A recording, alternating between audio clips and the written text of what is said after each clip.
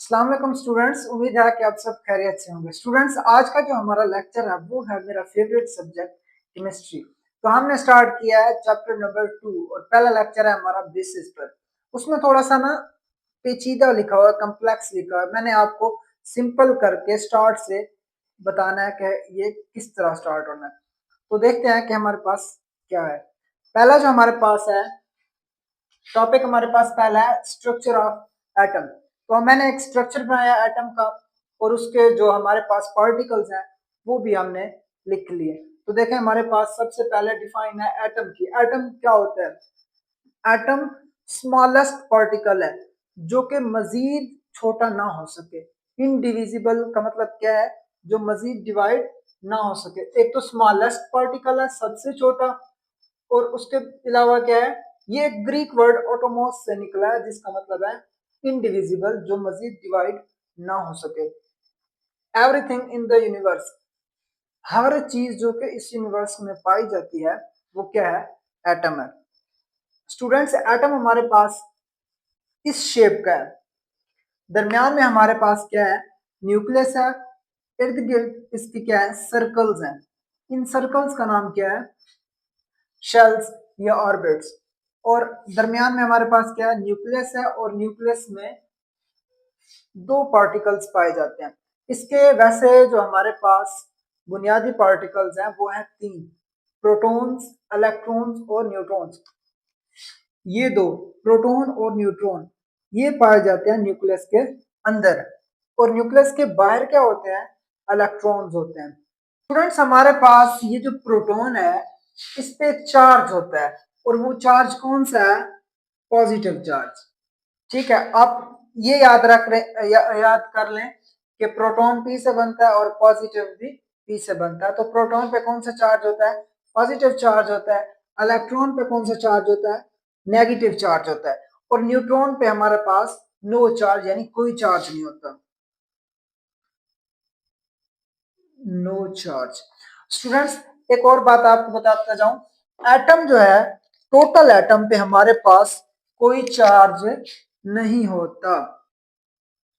ये क्या होता है? एटम, ओवरऑल एटम हमारे पास क्या होता है? न्यूट्रल होता है, कोई चार्ज उस पर नहीं होता। देखें क्यों? हमारे पास प्रोटॉन पे पॉजिटिव चार्ज है, इलेक्ट्रॉन पे नेगेटिव चार्ज है, जबकि दोनों की तादाद आपस में क्या है? बराबर है। तो ये एक दूसरे के इफेक्ट को कैंसिल कर देते हैं। पॉजिटिव और नेगेटिव एक दूसरे के इफेक्ट को कैंसिल कर देंगे, तो टोटल एटम पे कोई चार्ज नहीं होगा हमारे पास। तो देखते हैं हमारे पास आगे है। देखें, हर शेल का एक नाम होता है। पहले शेल का नाम है हमारे पास के शेल, दूसरे शेल का नाम है एल शेल, तीसरे का नाम है एम, और चौथे का नाम है एन। स्टूडेंट्स, इन शेल्स में भी इलेक्ट्रॉन की एक कैपेसिटी होती है। पहले शेल में इलेक्ट्रॉन की जो कैपेसिटी होती है वो होती है हमारे पास 2। दूसरे शेल की जो कैपेसिटी है वो है 8। तीसरे की है हमारे पास 18, और चौथे की क्या है? 32। स्टूडेंट्स, ये हमारे पास किस तरीके से आए हैं? ये एक फार्मूला है 2n²। एन की जगह शेल का नंबर पुट करें और उसको सॉल्व करें। ये हमारे पास कौन सा शेल है? के शेल, मतलब पहला शेल, जिसमें कितने इलेक्ट्रॉन है? 2 है। के शेल कौन सा है? पहला है। यहाँ एन की जगह एक पुट करें तो एन, एक, एक का स्क्वायर क्या आएगा? एक आएगा। तो एक को 2 से ज़रब करें तो हमारे पास क्या आएगा? 2। तो के शेल में कितने इलेक्ट्रॉन हुए? 2। अब दूसरा शेल, इस जगह क्या पुट करें? 2 पुट करें। 2 पुट करेंगे तो ये हो जाएगा 4, और 4 को 2 से मल्टीप्लाई करेंगे तो ये क्या हो जाएगा? 8 हो जाएगा। इसी तरह तीसरा शेल है, यहाँ पे 3 पुट करें तो ये आ जाएगा 18, 4 पुट करेंगे तो ये हो जाएगा हमारे पास 32। स्टूडेंट्स, हमारे पास न्यूक्लियस के अंदर दो पार्टिकल्स हैं, प्रोटॉन्स और न्यूट्रॉन्स, और हमारे पास इसके इर्द गिर्द क्या पाए जाते हैं? इलेक्ट्रॉन्स पाए जाते हैं। फ्रेंड्स, हमारे पास ये जो इलेक्ट्रॉन्स होते हैं ये इन शेल्स में क्या करते हैं? रिवॉल्व करते हैं, घूमते हैं। ठीक है, दरमियान में हमारे पास क्या है? न्यूक्लियस है, और ये जो शेल्स में इलेक्ट्रॉन्स हैं ये क्या होते हैं? रिवॉल्व होते हैं, घूमते हैं। देखें, ये हमारे पास इस तरह क्या होंगे? रिवॉल्व होंगे। मुझे लगता है आपको ज्यादा समझ नहीं आई। चलो मैं आपको स्क्रीन पर समझाता हूँ। स्टूडेंट्स आप देख सकते हैं यहाँ पे हमारे पास जो इलेक्ट्रॉन्स हैं ये क्या कर रहे हैं, रिवॉल्व कर रहे हैं। दरमियान में हमारे पास क्या है, न्यूक्लियस है, और इसके इर्द गिर्द क्या है, इसके अराउंड क्या है, इलेक्ट्रॉन्स है। शेल्स में इलेक्ट्रॉन्स क्या कर रहे हैं, रिवॉल्व कर रहे हैं। हमने यहाँ पे देखें शो भी हो रहा है कि प्रोटॉन्स कहाँ पे है, न्यूट्रॉन्स कहाँ पे है और इलेक्ट्रॉन्स कहाँ पे है। आप इस वीडियो से आप देख सकते हैं कि हमारे पास इलेक्ट्रॉन्स किस तरह रिवॉल्व करते हैं। इसके अलावा आप पिक्स में भी देख सकते हैं, हमारे पास इलेक्ट्रॉन्स को देखें वो सर्कल्स में क्या हो रहे हैं, नजर आ रहे हैं आपको। देखें हमारे पास, अगर हमारे पास इलेक्ट्रॉन्स हैं कम, यानी एक इलेक्ट्रॉन है, तो वो हमारे पास पहले ही शेल में आ जाएगा, बाकी शेल्स की जरूरत भी नहीं पड़ेगी। ठीक है, अगर दो इलेक्ट्रॉन्स हैं हमारे पास, एटम में दो इलेक्ट्रॉन्स हैं, तो वो पहले शेल तक कंप्लीट हो जाएगा। जैसे हमारे पास है, देखें हमारे पास हाइड्रोजन है, उसमें एक इलेक्ट्रॉन है। ठीक है, हाइड्रोजन में एक इलेक्ट्रॉन है, तो वो हमारे पास पहले ही शेल में क्या हो जाएगा, कंप्लीट हो जाएगा। हीलियम देखें, उसमें कितने इलेक्ट्रॉन है, दो इलेक्ट्रॉन है, तो वो हमारे पास क्या होगा, पहले ही शेल में कंप्लीट हो जाएगा। अगर हमारे पास इलेक्ट्रॉन ज्यादा है, जैसे कार्बन हो गया, उसमें 6 इलेक्ट्रॉन्स है, तो पहले शेल में हमारे पास 2 आ जाएंगे और अगले शेल में हमारे पास क्या हो जाएंगे, 4 इलेक्ट्रॉन बच जाएंगे। तो इसी तरह बढ़ते जाएंगे, पहले एक शेल को हम कंप्लीट करेंगे, उसकी कैपेसिटी जो है वो हमने देखनी है कि कितनी है, उसको फिल करके हमने नेक्स्ट में जाना है।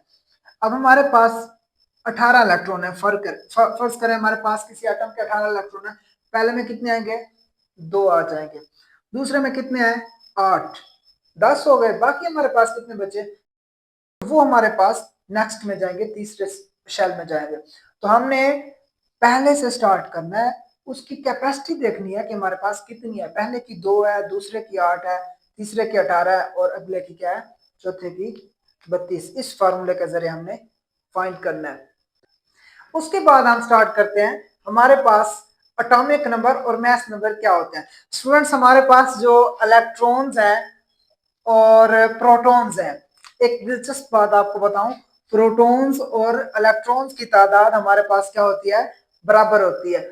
और एक और बात आपको बताता जाऊं, इलेक्ट्रॉन, प्रोटॉन और एटॉमिक नंबर, इन तीनों की तादाद हमारे पास क्या होती है, सेम होती है। तो एटॉमिक नंबर की डिफाइन हमारे पास क्या है, number of protons in the atom is called atomic number, या number of electrons in the atom is called atomic number। यानी हमारे पास जो है प्रोटॉन की तादाद को ही क्या कहेंगे, एटॉमिक नंबर, जिसको हम जाहिर करते हैं Z से, या इलेक्ट्रॉन की तादाद को भी क्या कहते हैं, एटॉमिक नंबर। ये इसके बराबर है, ये इसके बराबर है, तो इसका मतलब क्या है, तीनों आपस में क्या है, बराबर है।